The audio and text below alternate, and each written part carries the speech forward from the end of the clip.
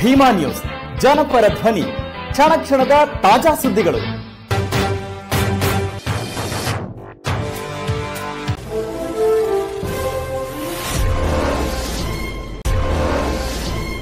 ಇದೊಂದು ಅಭಿವೃದ್ಧಿ ಕೆಲಸಗಳು ಮಾಡಿದ್ರಿ, ನಿರೀಕ್ಷೆ ಇತ್ತು ಸರ್ ತಾವು ಗೆಲ್ತೀರಿ ಅಂತ.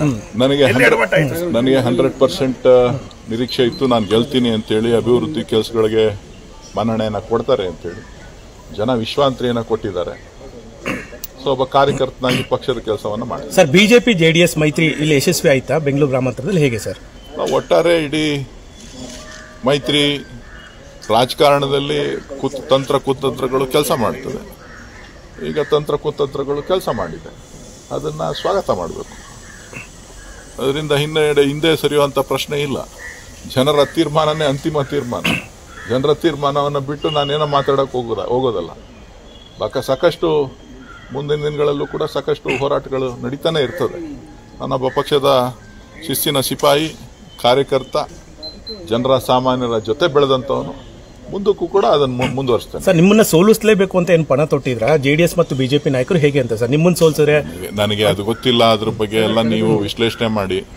ನಾನು ನನ್ನ ಮೊದಲ ರಿಯಾಕ್ಷನ್ ಅನ್ನು ಕೊಟ್ಟಿದ್ದೇನೆ. ನಾನು ಎಲ್ಲವನ್ನೂ ಕೂಡ ಸಮಾನಾಂತರವಾಗಿ ಸ್ವೀಕಾರ ಮಾಡೋನು. ನನಗೆ ರಾಜಕಾರಣ ಅಥವಾ ರಾಜಕೀಯ ಜೀವನ ಅನಿವಾರ್ಯ ಅಲ್ಲ. ನಾನು ಕ್ಷೇತ್ರದ ಅಭಿವೃದ್ಧಿಗೆ ಕೆಲಸ ಮಾಡಿದವನು, ರಾಜ್ಯದ ಹಿತದೃಷ್ಟಿಯಿಂದ ಕೆಲಸ ಮಾಡಿದವನು. ಸೊ ಹಾಗಾಗಿ ಇವತ್ತು ಜನರ ತೀರ್ಪನ್ನ ಸ್ವಾಗತ ಮಾಡಿದೆ. ಸರ್, ಈ ಬಾರಿ ಧನ್ಯವಾದಗಳು ಸರ್. ಇಂಡಿಯಾ ಒಕ್ಕೂಟ ತುಂಬಾ ಒಳ್ಳೆ ನಂಬರ್ಸ್ಗೆ ರೀಚ್ ಆಗಿದೆ ಸರ್. ಮೋದಿ ಅಲೆ ಇಲ್ಲ ಅನ್ನೋದು ಮತ್ತೊಮ್ಮೆ ಸಾಬೀತಾಗಿದೆ ಸರ್. ಉತ್ತರ ಭಾರತದಲ್ಲಿ ಒಳ್ಳೆ ಉತ್ತಮ ಫಲಿತಾಂಶವನ್ನು ಇವತ್ತು ಕಾಂಗ್ರೆಸ್ ಮತ್ತು ಇಂಡಿಯಾ ಒಕ್ಕೂಟ ಗಳಿಸ್ತಾ ಇದೆ.